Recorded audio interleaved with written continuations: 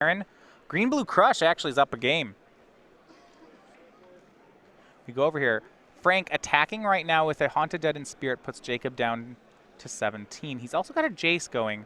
And as you can tell, there hasn't been too much on Jacob's side. A turn 2 Anticipate, a turn 3 Pilgrimage. We'll see what the rest of his hand looks like with Transgress the Mind. We have land, that's the extra land off the Pilgrimage, and 6 spells. It's Crush of Tentacles, Part the Water Veil, Learn from the Past, Summary Dismissal, Nissa's Pilgrimage, and then Void Shatter, everyone's favorite cancel. These green-blue Crush decks, they have great records. They look so... Every time I see them play, they're like, what are the real cards here? This deck looks like a blast to play. Oh, I can't agree more. It also looks extremely hard to play. I mean, if you're I would love to register a deck where you just have a bunch of cards that are ridiculous. So the thing about Crush of Tentacles is it's reminiscent of the card Upheaval.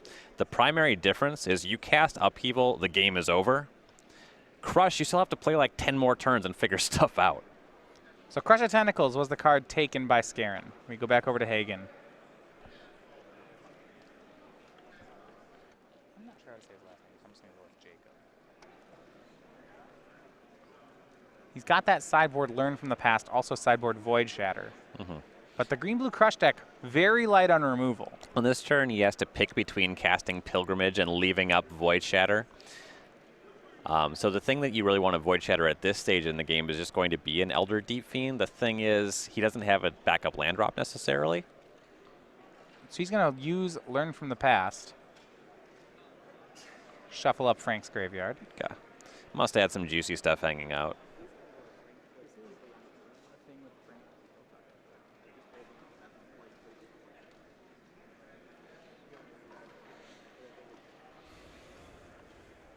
Yeah, and so next turn, Hagen will be able to comfortably cast Pilgrimage and leave up Void Shatter for that turn cycle.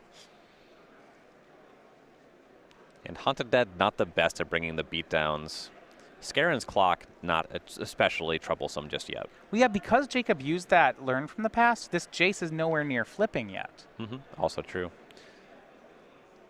Jace will loot, discarding a Evolving Wilds. 3 more damage comes in off the Haunted Dead and its Spirit. Jacob's down to 14. Frank would love to add to that clock. Something like a Prized Amalgam. The green-blue Crush deck, once it gets to 7 lands or so, just starts being really unfair. It gets through these early turns, then it just starts resetting the board constantly. You get into these loops with Crush of Tentacles, Den Protector. Elder Deep Fiend out of the Emerge decks can kind of put them into some trouble, though he does have things like Voice Shatter, which you can start casting and just getting out of that Deep Fiend territory. So Jacobs has another Nissa's Pilgrimage here. And it looks like Frank may be responding, yeah, with that Elder Deep Fiend, tapping the remainder of Jacob's lands. And Jacob didn't have a land naturally, so he wasn't able to represent the Void Shatter here, and Skarren takes his opportunity. He knows about the Shatter from the Transgress, so just casts his fatty while he can.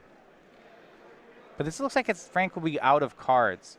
He knows that Jacob has Part the Water Veil waiting. So, blue-green is currently floating for Jacob. So you see now with Spell Mastery, he'll get 3 forests, one of them into play. And Frank's role in this matchup is firmly the beatdown. And that's really true of, I think, basically every deck in Standard currently. You can't beat Crush in the long game. I believe it to just be the best late-game deck. Ryan, I know you love the forest stylings going on here by Hagen. It's got some couple different arts, some good biodiversity, which is really important in your forest, actually. Yeah, with forests for sure. If you just plant a bunch of the same tree, it's a less healthy ecosystem. Yeah, you know, some sort of invasive insect would just ruin all your lands. You see now another Pilgrimage. We're going to get the Judge promo, I believe, forest. That forest is wildly out of place relative to these other forests. 2 more forests. So Jacob, he had the blue-green floating off that Deep Fiend, and then he's able to use that to cast the other Pilgrimage. So a question then, why, if this is the play by Frank, I'm surprised then that the Deep Fiend wasn't in upkeep to put a stop to this. I guess Void Shatter is what he has to respect. Yeah, then Hagen could just cast Void Shatter, move on with his life. Frank is out of this. He doesn't have much left in the tank casting that Deep Fiend here. That's really what he was playing around, casting it in the window that he even did. So he's just playing it as a beater. It doesn't really, the trigger's not what it's about. Yeah, this is my 5/6. It attacks and blocks. This is my Elder Tarmogoyf. A loot from Frank. And that is really the green-blue crush deck is preying on, right? It's great against these emerge strategies. It's saying, okay, you have all this cool mid-range, sweepers, whatever. I'm going to ignore all of it. Here, watch me make lands. Yep, I have more than one way to weather a 5/6. If that's the best you're doing, I'm going to get there. And that's one of the weaknesses of Sultai Emerge as compared to Temur Emerge. Temur has a window, potential to actually take games with Emrakul that the Sultai Emerge deck just really doesn't have. So Frank hits for 6, knocks Hagen down to 8, then just hard casts Surprised Amalgam and passes the turn.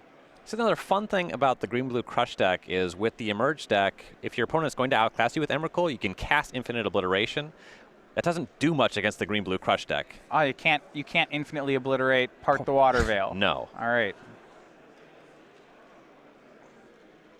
Island, the play from Hagen. It's a very nice island. Yeah, these are the Judge packet promos, I believe. Mm-hmm. And I'm not knocking the Zendikar Forest, but these are dramatically nicer.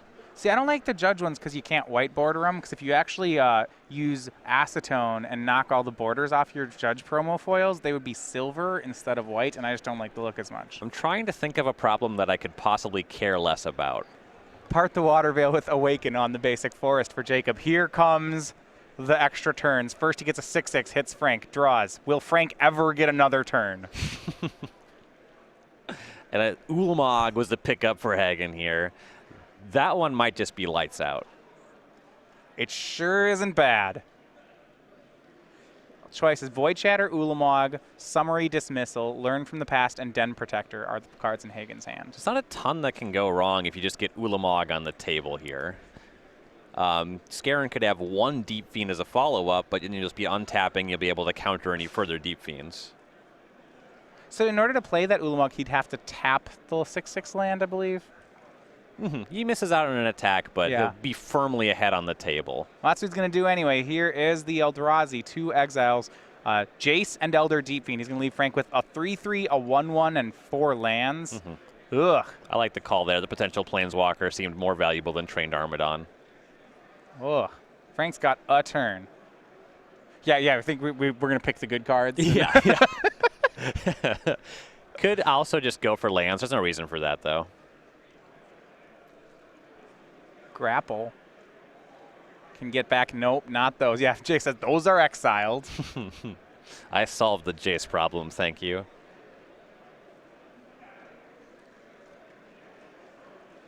Frank's checking. Yeah, Ulamog is great. Oh, the trigger exiles my cards, too. I mean, Jacob has 16 points of damage on the next attack. This is bad in all sorts of ways for Frank. Yeah. He gets the card back, passes the turn. Haunted Dead in Frank's hand. And the thing about Ulamog, this should be lethal just from the mill trigger in 2 turns. Jacob's got this game in a lot of ways, and he has now multiple counterspell backup. Only 3 blue sources on the table, so he'll want to play an island if he has it here, though.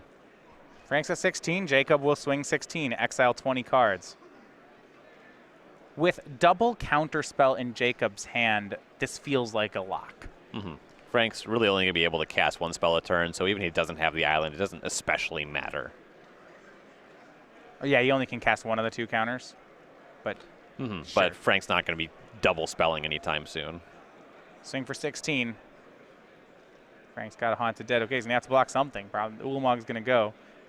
But on the next attack, Frank loses the rest of his library. So, all right. That's a problem. Yeah, this is Green-Blue Crush. Just, it's interesting, right? So this deck is really hard to play. At the same time, I watched this game from Hagen, and I feel like, and I don't want to take anything away from Jacob here because he's been playing very well, but he could have played this game wildly incorrect, and he probably would still be winning. Well, you get some hands that are like that.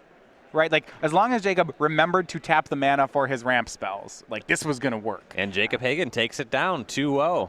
Not just the Crush of Tentacles deck by the name, but it's the deck that crushes the field. This deck just seems like a great choice for this metagame. When we